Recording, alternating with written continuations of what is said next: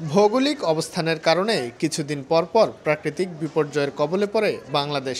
সেই সময়গুলোতে দেশের আপামর মানুষের পাশে দাঁড়ানোর পরিকল্পনা থেকে ত্রিমুখী প্রাকৃতিক দুর্যোগ ব্যবস্থাপনার একটি মডেল তৈরি করেছে ক্ষুদে ৩ শিক্ষার্থী, যার মাধ্যমে বিপর্যস্ত এলাকার তথ্য সংগ্রহ, ত্রাণ পৌঁছে দেওয়া সহ নানা উদ্ধার তৎপরতা চালানো সম্ভব। রাজশাহীতে বিজ্ঞান ও শিল্প গবেষণা পরিষদের উদ্যোগে আয়োজিত বিজ্ঞান মেলায় এমন প্রজেক্টের প্রদর্শনী করে নগরীর শিমুর মেমোরিয়াল নর্থ সাউথ স্কুলের ৩ শিক্ষার্থী।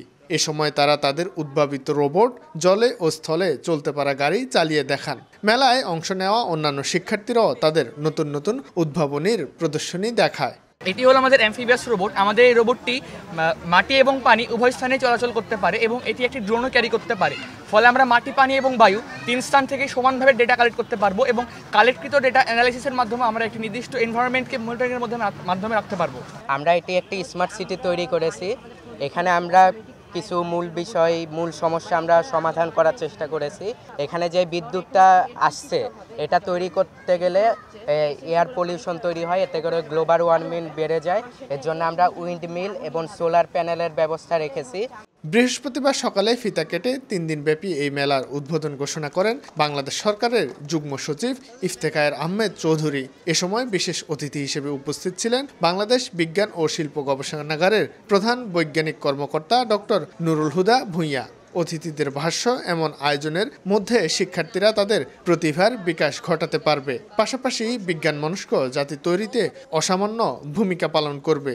যেসব প্রযুক্তি আমরা মনে করি যে এগুলো ন্যাশনালি, এগুলোকে আমরা পূর্ণাঙ্গ প্রকল্প রূপে আমরা এগুলোকে রূপ দিতে পারবো, সেগুলোকে কিন্তু আমরা অ্যাডপ্ট করি এবং আমাদের বিসিএস-এর তত্ত্বাবধানে এগুলোকে কিন্তু আমরা সামনের দিকে এগিয়ে নিয়ে যাই এবং এটাকে আমরা শিল্প প্রযুক্তিতে ব্যবহার করতে পারি, সেইভাবে আমরা এগুলোকে নার্সিং করি। এই মেলাটার শুধু উদ্দেশ্য হলো এদেরকে উদ্বুদ্ধ করা। আর স্কুলে যেমন টিচাররা থাকেন, ওনারা এই মেলার সাথে সংযুক্ত হয়ে ছাত্রছাত্রীদেরকে কিন্তু প্রজেক্টগুলো দেখায় দেন।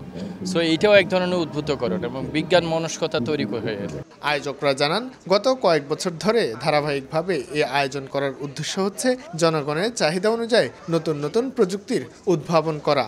আমি 3 বছরেই রাজশাহীতে এখানে আসছি, 3টা মেলায় অ্যাটেন্ড করলাম। তা যেটা প্রতি বছরই কিন্তু আমাদের যে ধ্যান ধারণা বা এদের মেলার যে উৎকর্ষতা কিন্তু বাড়ছে আর কি। তারা কিন্তু সমসাময়িক যে সমস্যাগুলো নিয়ে তারা কিন্তু বাচ্চারা চিন্তাভাবনা করে তারা মেলা উপস্থাপন করে।